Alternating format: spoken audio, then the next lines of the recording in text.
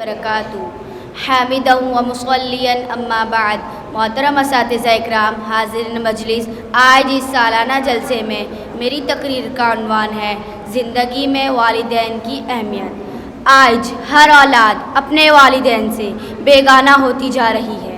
ہر جوانی کی دہلیز پر قدم رکھنے والا بیٹا ماں باپ سے رعب و دبدبا سے بات کرتا دکھائی دے رہا ہے، جبکہ والدین اللہ رب العالمین کی عظیم نعمت ہے.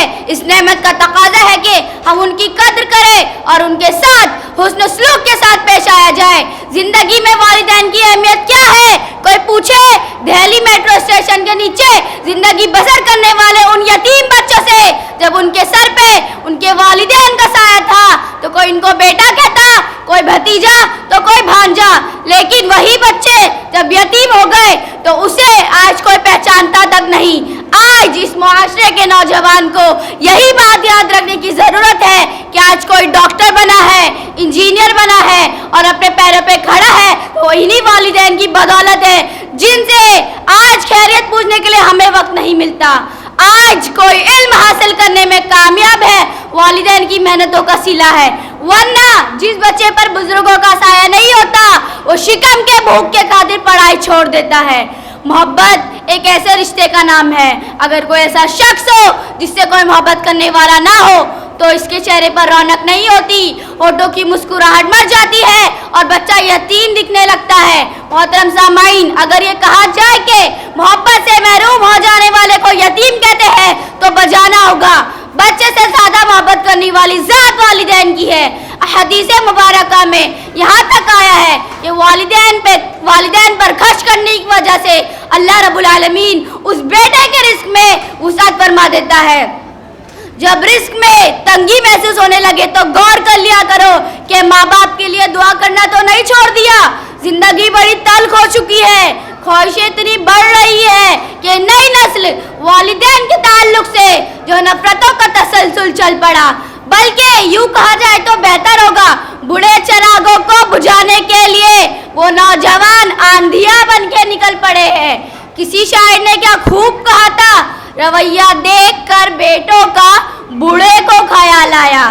رویہ دیکھ کر بیٹوں کا بوڑھے کو خیال آیا کہ بارش ٹھہر جاتی ہے تو چھتری بوجھ لگتی ہے. محترم سامعین، یاد رکھو ماں وہ عظیم ہستی ہے جو اولاد کے سانس لینے کے طریقے کار سے اندازہ لگا لیتی ہے کہ رفتار کی وجہ دکھ ہے یا خوشی. آج سماج میں والدین پر ہو رہے مظالم کو دیکھ کر اور سن کر دل تڑپ اٹھتا ہے، کلیجہ منہ کو آتا ہے کہ والدین کے حقوق کو نظر انداز کرتے ہوئے ذہنی اذیت دی جا رہی ہے. ہمیں پڑھنے اور سننے کو ملے ہیں کتنے ایسے ماں باپ جو مساجد کی چوکھٹ پر لوگوں کے سامنے ہاتھ پھیلائے بیٹھے ہیں.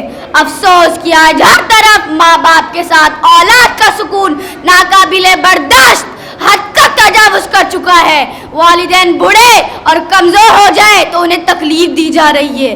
کتنے ایسے ماں باپ ہیں جو کسی مرض سے کمزور نہیں بلکہ اولاد کا رویہ نے انہیں کمزور کر رکھا ہے.